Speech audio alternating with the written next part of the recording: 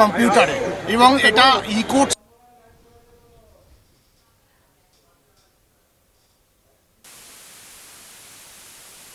এবং সেটা ক্যাটেগরিক্যালি উনি আজকে জানিয়ে দিয়েছেন। আমরা আশাবাদী আমরা সব প্রশ্নের উত্তর পাবো, তখন আপনাদের সেটা জানিয়ে পারবো। আমরা প্রত্যেকেই সোমবারের জাজমেন্টের কপির জন্য ওয়েট করে আছি।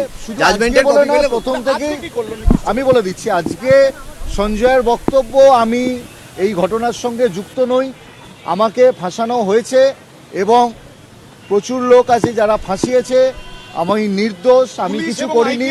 এবং ওনার বক্তব্য রয়েছে যে আইএসরা জানেন, আইপিএসরা জানেন। ওনার বক্তব্য রয়েছে যে মোটমাট শীর্ষ যারা রয়েছেন, যারা ইনভেস্টিগেশন এজেন্সি বা যারা এই পুলিশ মহল থেকে এবং ডাক্তার মহল থেকে এবং যারা যারা রয়েছে তারা সবাই জানে। এই বক্তব্যটা উনি তুলে ধরেছেন। কিন্তু এখানে একটা জিনিস বলে রাখি, প্রথম থেকেই এই সঞ্জয়ের এই বক্তব্যটা বলে যাচ্ছে যে অনেকে জড়িয়ে রয়েছে, আমি সব কিছু বলবো। ওনাকে 351 বিএনএসএসে যখন বলতে দেওয়া হয়, ওনাকে জজ সাহেব 104টি প্রশ্ন তুলে ধরে। সেই 104টি প্রশ্নের উত্তরের পরে এটা ছাড়াও ওকে বলা হয়, তোমার যা বক্তব্য তুমি কোর্টের কাছে প্রথম দিনকে এসেই বলেছো যে আমি আমার বক্তব্যটা বলতে চাই, আমাকে বলতে দেওয়া হচ্ছে না। তখন জজ সাহেব বলে তুমি এখন আমাকে বলো। তখন এমন কিছু সে বলতে পারেনি যেটাও এতদিন ধরে বলে আসছে, এতদিন ধরে ওনার অভিযোগ যোগে ফাঁসানো হয়েছে। সেই মর্মে ওর তরফ থেকে বা ওর আইনজীবীর তরফ থেকে কোনো রকম এভিডেন্স আসেনি যেটা করবোরেট করে ওনার বক্তব্যকে সাপোর্ট করা যায়। যা বক্তব্য বলেছে তাই সে করেছে। পরিবার না, কোনো কাউকে স্পেসিফিক কাউকে দোষ দিয়ে বলেনি। ওর একটাই বক্তব্য, আমি নির্দোষ, আমাকে ফাঁসানো হয়েছে এবং সবাই জানে এবং বক্তব্যটা রয়েছে। কিন্তু এইখানেতে যখন আর্গুমেন্টে বলা হয় বা তারপরে বলা হয়, একটা কেসের বিচার পেতে গেলে বিচারের জন্য যেটা দরকার সেটা হচ্ছে এভিডেন্স। এভিডেন্সে কোনো রকম তার আইনজীবী তারা কোনো কিছু তথ্য তুলে ধরতে পারেনি। আর আমরা যেই আর্গুমেন্ট সাবমিট করেছি, আমরা একটা ফার্দার ইনভেস্টিগেশনের জন্য এগোবো। কেন সাপ্লিমেন্টারি চার্জশিট এখনো শেষ হয়নি, তো কেসটা কিন্তু আজকে শেষ নয়। আগামী দিনে আরও তথ্য আশা করি উঠে আসবে এবং যে বা যারা এই ঘটনার সঙ্গে যুক্ত তাদের আমরা সর্বোচ্চ সাজা এই ধারাগুলো অনুযায়ী কি সর্বোচ্চ সাজা হতে পারে?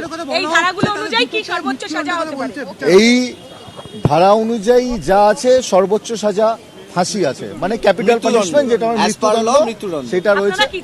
আমরা চাইছি সর্বোচ্চ সাজা অ্যাজ পার ল।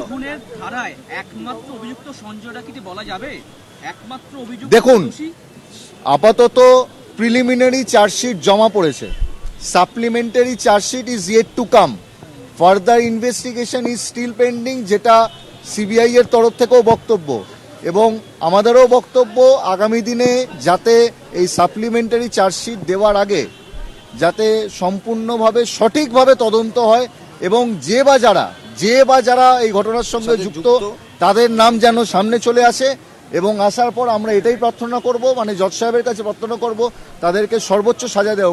তার কারণ এই যেই ঘটনাটা ঘটেছে, যেইভাবে নির্যাতিতার মৃত্যু হয়েছে, সেটাতে শুধুমাত্র তার শারীরিক মৃত্যু ঘটেনি, তার আত্মাকেও হত্যা করা হয়েছে। তো আমরা চাইবো সেই সর্বোচ্চ সাজা যেন যে বা যারা যুক্ত তারা পায়।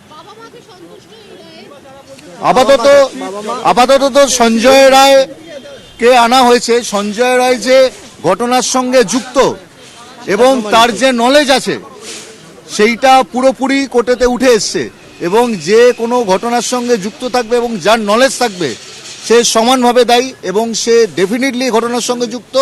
তাই সেই অর্থে যেহেতু জজ সাহেব তার সাজা ঘোষণা করেছে, সে তাকে কনভিক্ট করেছে, সেই জন্য তারাও খুশি, আমরা খুশি। আপাতত সঞ্জয় রায়কে নিয়ে Sanjay Roy, Amartya Dey advocate, Sealdah court. Rajdeep Haldar advocate, Sealdah court.